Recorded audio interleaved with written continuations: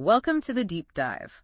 We're the place that cuts through all the noise to find the real insights for you. That's the idea. And today, our mission, if you will, is to really get under the hood of sports betting picks. How do the experts actually arrive at these recommendations? Yeah, we're looking at a specific source for this, Putin's POP Picks page, the one from May 19th, 2025.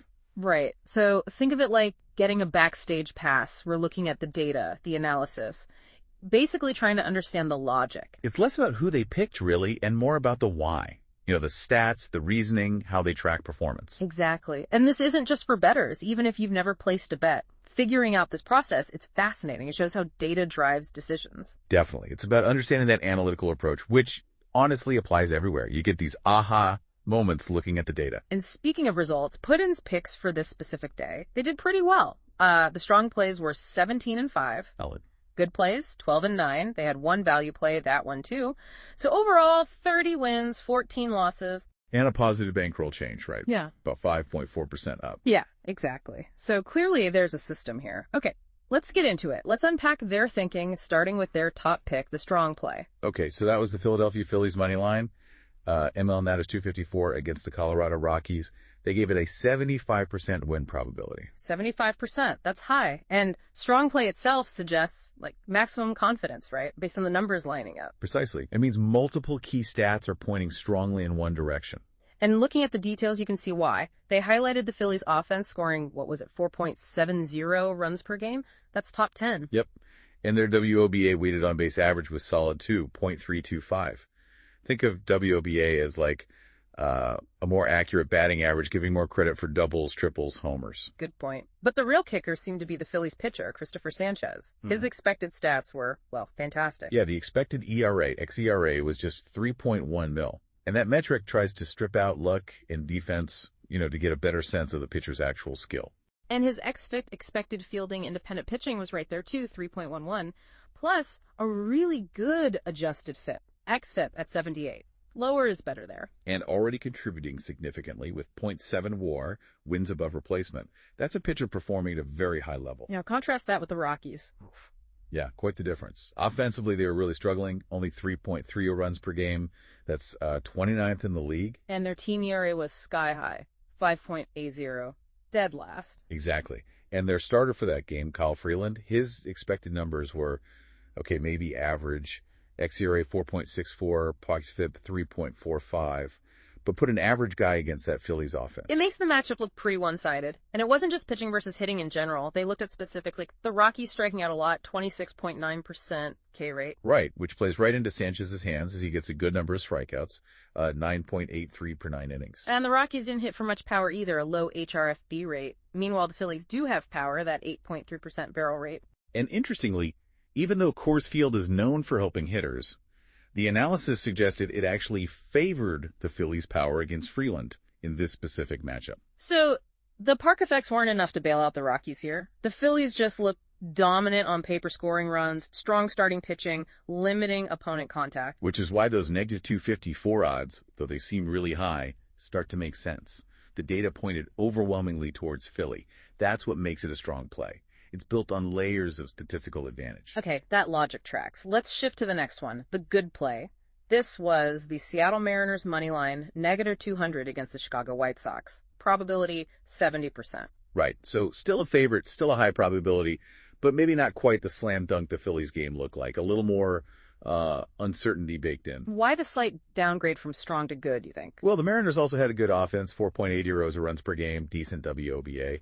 And their starter, Luis Castillo, he's a proven veteran. Okay, his expected stats were maybe not quite Sanchez level, but solid.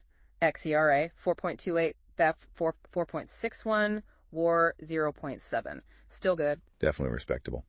The main difference seems to be on the other side. The White Sox's team ERA wasn't as bad as the Rockies, sort of middle of the pack. But their starter, Davis Martin, his expected numbers looked shaky. An xERA near 6.00 and xFIP over 4.3. Yeah, exactly. Those are numbers a good offense like Seattle's can exploit.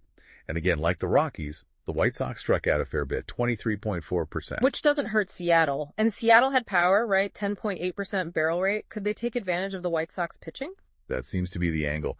The White Sox allowed a relatively high number of home runs per 9 innings, 1.12 HR9, so Seattle's power plays well there. Now, this game was in Chicago, guaranteed rate field. That's usually seen as more pitcher-friendly, isn't it? It is, yeah. But the analysis noted this actually helped Castillo because he tends to get more ground balls, a 1.38 GBFB ratio. So the park kind of suppresses fly balls, which suits his style. Ah, interesting. So the park factor helps Seattle defensively in a way. Seems like it. And one more big factor, the bullpens. Right, you can't forget the bullpens. Seattle's was ranked really high. Their batting performance ERA, BP ERA, was 3.48, seventh best. The White Sox bullpen, much weaker, BP ERA around 4.42.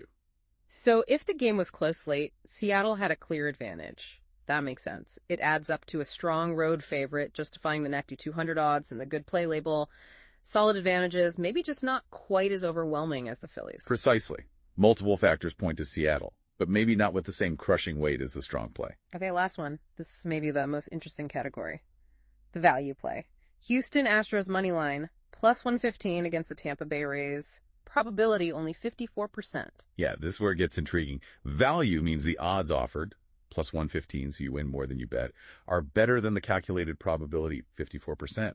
Suggests they should be. You're getting a good price, basically. So the market sees them as underdogs, but the analysis says, hey, wait, they actually have a slightly better than coin flip chance here. Exactly. And the reason, primarily, Houston's pitching. Their team ERA was elite, second in the league at 3.39.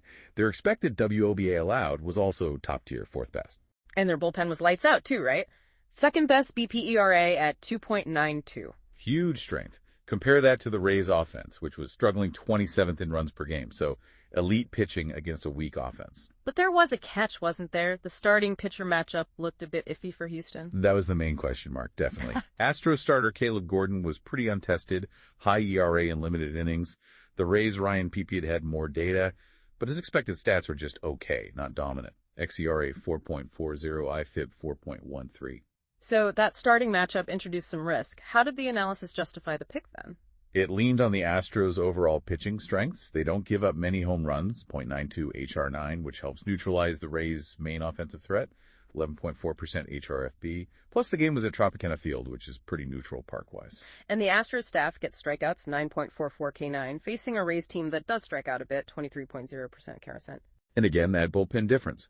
Houston's bullpen WHIP walks plus hits per inning was excellent at 1.1 seed, better than the Rays' 1.20. They also emphasized Houston's ability to limit hard contact overall, .307 at WOBA, and get ground balls. So the thinking was, even with a questionable starter, the Astros' dominant staff overall, especially the bullpen, gave them a good chance to keep the game close and win against a weaker Rays offense, making those plus 115 odds really attractive. Exactly. It's a calculated risk. Lower probability than the other plays, but the potential payout makes it worthwhile if your analysis holds up over time. They even mentioned a past Astros pick that worked out similarly. It's about finding where the market odds don't quite match the underlying stats. Okay, stepping back from the specific picks, what does this deep dive into the Puddin's page really show us? Well, it hammers home how data-driven this all is. It's not guesswork. It's comparing specific stats, pitcher versus hitter matchups, bullpen strength, even park factors. Yeah, it's really analytical. And the categories, strong, good, value, they aren't just labels. They clearly signal different levels of confidence, different risk-reward calculations based on that analysis. Absolutely. You see patterns, like how crucial pitching matchups and bullpen quality were in all three examples. They consistently came up as key differentiators. And the takeaway for someone not betting? I think it's seeing a practical example of analytical thinking, how you identify key metrics, compare options based on data, assess probabilities, and even factor in the price or value, like in that Astros pick. That applies everywhere. It really does. It forces you to think about weighing evidence, right? Not just going with a gut feeling. Precisely. Balancing conviction with potential payoff. How sure are you based on the data, and what's the potential upside or downside? It's strategic decision-making. That's a great way to put it. It makes you wonder, how can you, listening right now, apply this kind of thinking, this comparative analysis using key data points? Could be anything. Work projects, financial choices, even smaller stuff. What are the important metrics? How do the options stack up based on those numbers? For me, the most surprising thing was how deep they went beyond just basic stats. Looking at those expected metrics, xERA, xFIP. Yeah, that's key. Trying to filter out the noise, the luck, and see the underlying performance. It suggests Past results aren't always the full story.